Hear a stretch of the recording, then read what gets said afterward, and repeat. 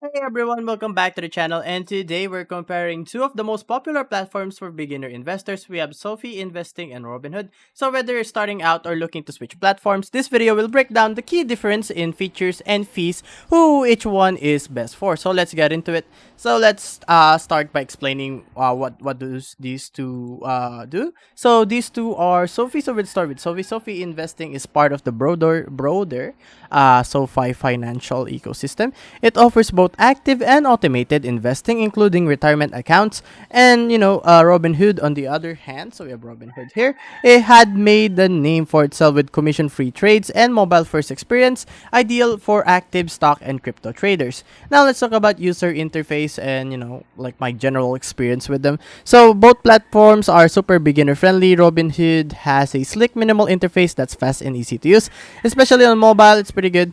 SoFi leans more on traditional but integrates well with other financial tools, banking, loans, and credit score tracking, making it feel like a one-stop money app.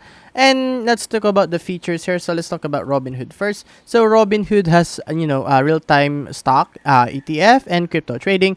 It also has fractional shares and also Robinhood Gold for margin trading and advanced data. Also, options trading and instant deposits. Now, let's talk about SoFi investing features. So, automated investing by robo advisor, active investing with no commissions, access to IPOs, fractional shares also, and retirement accounts like IRAs and both RAs, and also crypto trading and financial planning with live advisors. So SoFi is more realistic for me. I'm more holistic, while Robinhood is better for fast and hands-on trading. So let's talk about fees and pricing. So both offer zero commission on stocks and ETFs, but Robinhood does charge for Robinhood Gold, which is $5 a month for premium research and margin access.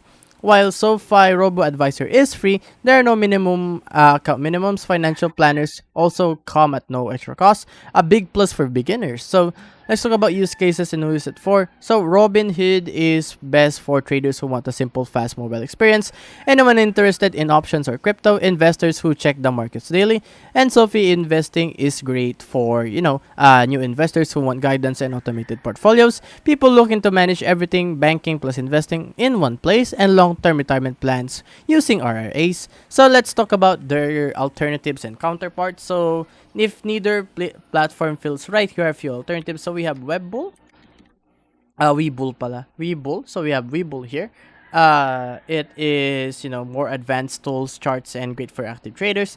You also have M1 Finance. So M1 Finance here, the company here. This is the super app. Okay. Buy-based investing for long-term strategies.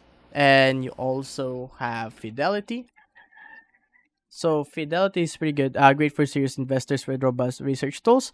And also, let's move on to Acorns. Let's check out Fidelity first. So this is fidelity.com. So the next one is Acorns. And Acorns is best for passive, like I don't know, like passive investing with roundups and auto deposit.